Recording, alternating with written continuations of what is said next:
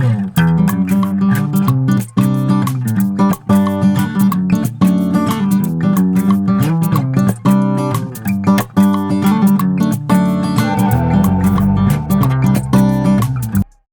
အားလုံးပဲမင်္ဂလာပါ။ဟိုရောက်တဲ့နေရာဆိုလို့ရှိရင် Superline Sensena ကရင်ဖြစ်ပါတယ်ရှင်။ဒီခန်းလေးရဆိုလို့ရှိရင်လိုဘက်ကွန်ဒိုလည်းဖြစ်တယ်ပြီးတော့စင်လုံးလေးရလည်းအသင့်တရှိရတဲ့အတွက်ကြောင့်မလို့ MRT အဝါ line နဲ့900မီတာပဲရှိရတဲ့အတွက်ကြောင့်မလို့သွားရလာရတဲ့အတွက်ကလည်းဘူးစရာမလိုပါဘူး။အခန်းကြီးကနေလည်းဆိုလို့ရှိရင်3မျိုးရှိပါတယ်။တစ်ခုကဆိုလို့ရှိရင်1 pack ရှိမယ်1 pack plus ရှိပြီးလို့ရှိရင်2 pack ရှိပါမယ်။ဟိုရောက်နေတဲ့အခန်းလေးရဆိုလို့ရှိရင်33 square meter ကျယ်ဝန်းပြီးတော့ဈေးနှုန်းကဆိုလို့ရှိရင်လည်းတန်းကြော်လေးပဲရှိပါတယ်ရှင်။ဒါဆိုလို့ရှိရင် kitchen view အကြောင်းလေးပဲဖြစ်ပါတယ်။သူကဒီမှာ slide တော့တည်တံ့ထားပေးထားတဲ့အတွက်ကြောင့်မလို့ခင်းချက်တဲ့အခါကျလို့ရှိရင်အနက်ဝင်တော့အရန်ကိုအဆင်ပြေပါတယ်။ဒါဆိုလို့ရှိရင်လည်း basin တည်တံ့တာလို့ရှိရင်လည်း open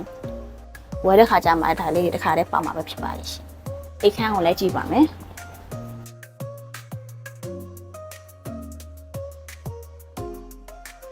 ပြီးတော့ bathroom toilet ကိုလည်းပြပေးပါမယ်။ဒီမှာဆိုလို့ရှိရင်လည်း bathroom ကိုသူကတည်တံ့လေးဒီ man slide door လေးနဲ့တည်တံ့ထားတဲ့ကြောင့်မလို့ရေချိုးခါကြလို့ရှိရင်ရေလေးဒီအပြင်ကိုမရောက်တော့ဘူးပေါ့နော်။နောက်တစ်ခါ one bedroom ရှိပါသေးတယ်။အဲ့ဒါဆိုလို့ရှိရင် square meter 25 square meter ကျယ်ဝန်းပါတယ်။ဒီခန်းလေးပေါ့နော်။